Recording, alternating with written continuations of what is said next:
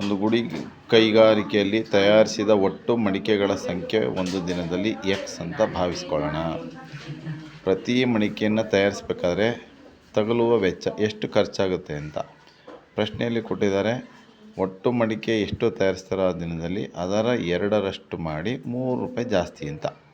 ಅಂದರೆ ತಯಾರಿಸಿದ್ದು ಎಕ್ಸು, 2ರಷ್ಟು ಅಂದರೆ 2x plus 3. ಈಗ ನೋಡಿ, ಒಟ್ಟು ಬಿಲ್ ಕೊಟ್ಟಿದ್ದಾರೆ. ಆ ದಿನದಲ್ಲಿ ಮಡಿಕೆ ತಯಾರಿಸಿದ ಒಟ್ಟು ಖರ್ಚು ಎಷ್ಟು ಅಂತ.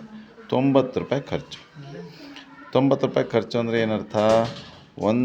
ಒಟ್ಟು ತಯಾರಿಸಿದ ಮಡಿಕೆಗೆ ಎಕ್ಸ್ ಗುಣಿಸು ಪ್ರತಿ ಮಡಿಕೆ ತಯಾರಿಸೋಕ್ಕೆ ಆಗುವಂಥ ಖರ್ಚು 2x ಪ್ಲಸ್ 3. ಎರಡನ್ನು ಗುಣಿಸಿದ್ರೆ ₹90 ಅಷ್ಟೆ. ಈಗ ಆವರಣವನ್ನು ತೆಗೆಯೋಣ. 2x ಗುಣಿಸು ಎಕ್ಸ್ 2x², ಇದು 3x ಆಗ್ತದೆ. 90 ಈ ಕಡೆ ಕರ್ಕೊಂಬರೋಣ.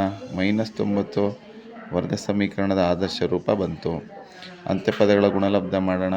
90 ಗುಣಿಸು 2 180 ಆಗ್ತದೆ. ಅವುಗಳನ್ನು ಅಪವರ್ತ್ಯ ಮಾಡಿ ಕಳೆದ್ರೆ 3 ಬರೋ ಹಾಗೆ ನೋಡೋಣ ಹೇಗೆ ಬರುತ್ತೆ ಅಂತ. ಅಂತ್ಯಪದಗಳ ಗುಣಲಬ್ಧ ಮಾಡಿದೆ. 2 ಮತ್ತು 90 ಗುಣಿಸಿದ್ರೆ ಭಾಗಲಬ್ಧ 180. ಕೊನೆಯ ಪದಕ್ಕೆ ಚಿಹ್ನೆ ಮೈನಸ್ ಇದೆ. ಅಪವರ್ತ್ಯಗಳು 15 ಮತ್ತು 12. 15ನ್ನು 12 ಗುಣಿಸಿದ್ರೆ 180. 15ರಿಂದ 12 ಕಳೆದ್ರೆ 3. 3ಗೆ ಧನ ಚಿಹ್ನೆ ಇದೆ ಪ್ಲಸ್, ಹಾಗಾಗಿ ದೊಡ್ಡ ನಂಬರ್ಗೆ ಪ್ಲಸ್ ಹಾಕೋಣ. ಕಳಿತಾ ಇರೋದ್ರಿಂದ ವಿರುದ್ಧ ಚಿಹ್ನೆ ಮೈನಸ್. ಈಗ 3 ಸ್ಥಾನದಲ್ಲಿ 15 ಮತ್ತು 12 ಅಂತ ಬರೀಬೇಕು.